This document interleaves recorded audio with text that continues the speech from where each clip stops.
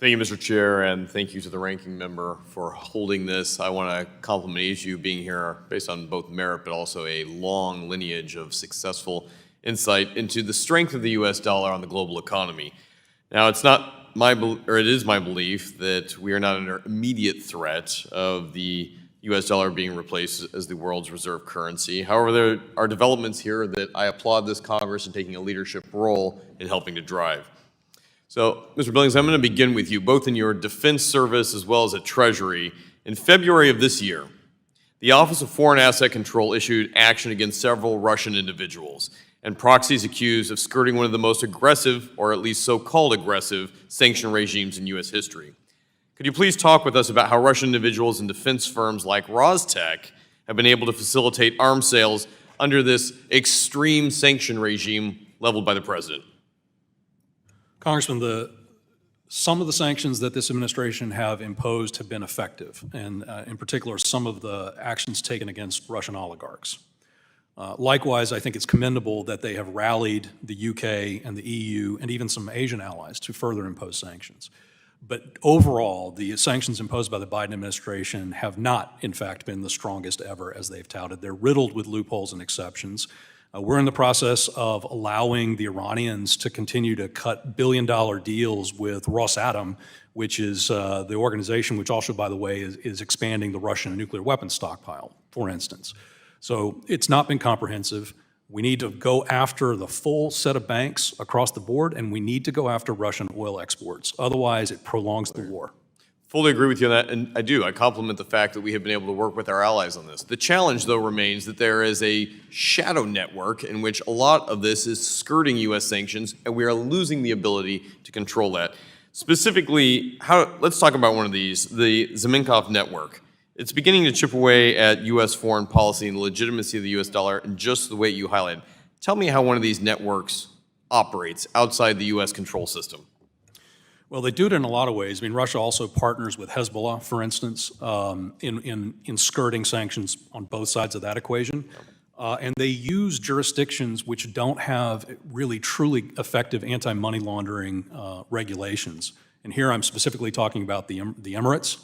I'm talking about Turkey. We also see a lot of interest in Venezuelan gold. Largest gold reserves in the world are in Venezuela. And as I said earlier in testimony, that people love gold because it's anonymous. It's hard to trace. And you see those gold flows going up into Turkey, over to the Emirates, and then onward either into China, India, or Russia itself.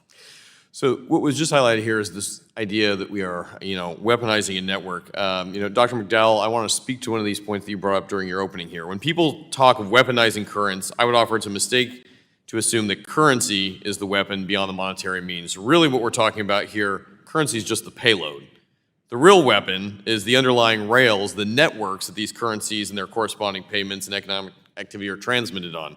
Countries, companies, consortia, they control the rails and ultimately wield this as a real economic power. I'd like to highlight here, for the record, CELS, the blockchain payment network developed by Rosti in Russia.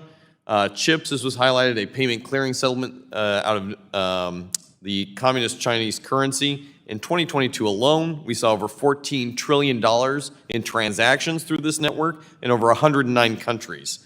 So the question I have here is that, can you elaborate on how China's development of the cross-border interbank payment system, known as CHIPS, has facilitated an alternative payment network for clearing these settlements outside U.S. networks? Sure.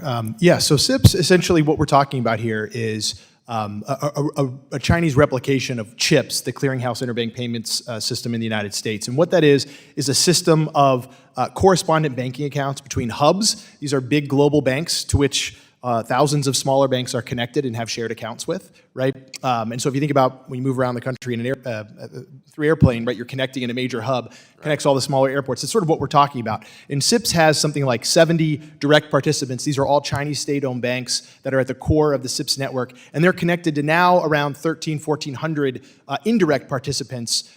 Some of these are in China, but they're in over 100 countries now. That doesn't mean that all of those banks are participating in it, but again, they're hooked up to the plumbing. Right, so essentially it's a and a Dr. different plumbing McDowell, system. agreed, this is fantastic. I want to highlight this point here though. Between CIPS and CEL, the Russian version of this, are we effectively isolating the United States out of this, and is it a threat to the U.S.? I don't think it's a threat to the U.S. Again, I think it's more a tool for China to improve its resiliency, right? It wants to have the plumbing in place.